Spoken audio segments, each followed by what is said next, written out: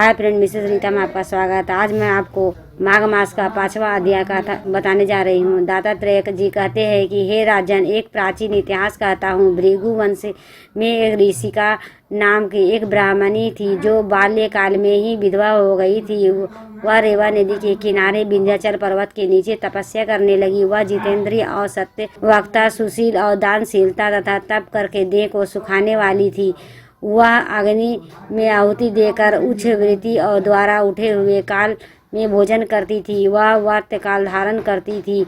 वह संतोष में अपना जीवन व्यतीत करती थी। उसने रेवा और कपिल नदी के संगम में 60 वर्ष तक माघ स्नान किया और फिर वहीं पर उनकी मृत्यु को प्राप्त हो गई। माघ में स्नान के फल वह दिव्य 4 वर्ष तक विष्णु लोक में वास करके शुद्ध और अप्सुर दैत्यों को नाश करने के लिए ब्रह्म द्वारा तिलोत्तमा नाम की अप्सरा के रूप में ब्रह्मलोक में उत्पन्न हुई। वह अत्यंत रूपवती और गान विद्या और के अति प्रवीण तथा मुकुट कुंडल शोभयान थी। उसका रूप, यौवन और सौंदर्य देख के ब्रह्मा भी चकित हो गए। वह तिलोत्तमा रेवा नदी के पवित्र जल में स्नान करके वन में बैठी हुई थी।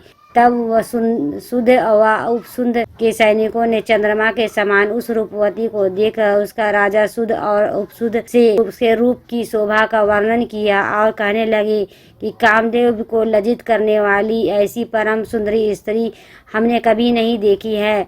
आप भी चलकर देखिए। तब दोनों मंदिरा के पात्र रखकर वहां पर गए और जहां पर उषा सुंदरी बैठी हुई थी। मंदिरा के पान और विहल होकर काम क्रीड़ा से पीड़ित हुए और दोनों ही आपस में उस स्त्री के रत्न को प्राप्त करने के लिए विवादग्रस्त हुए और फिर आपस में युद्ध करते हुए वहीं समाप्त हो गए। उन दोनों को मरा हुआ देखकर उनके सैनिकों में बड़ा ही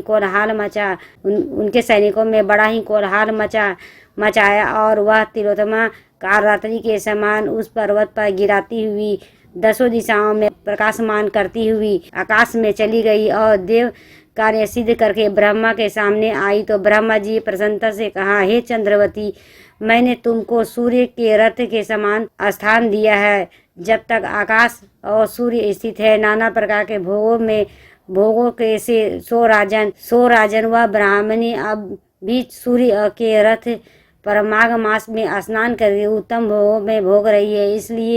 इसलिए श्रद्धावान पुरुषों को उत्तम गति पाने के लिए यत्न के साथ माघ मास में विधि पूर्वक स्नान करना चाहिए। दोस्तों, ये वीडियो आपको कैसे लगे? लाइक करें, सब्सक्राइब करें, बेल वाला आइकॉन को ऑन में पर ताकि इसी तरह के लेटेस्ट वीडियो में। Bye bye friends.